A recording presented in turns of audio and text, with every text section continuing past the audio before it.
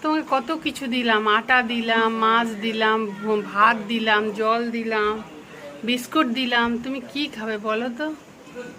তুমি কি খাবে? তাই আমি কি দেবো তোমাকে? হ্যাঁ, এই অনেক দিন পরে এসেছে দেখো বাচ্চাটা আমার। তুমি কি খাবে সোনা বাচ্চা?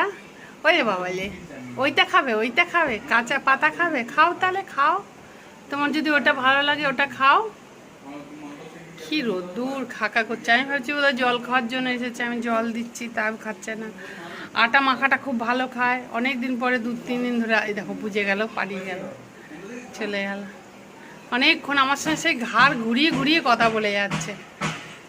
মানে কি ও কি বলছে আমি তো বুঝতে পারছি না, এবার আমার কথাটাও ও বুঝতে পারছে কোনো জানি না। তো দেখো, এই দেখো ভালোই হয়েছে বেশ গাছটা।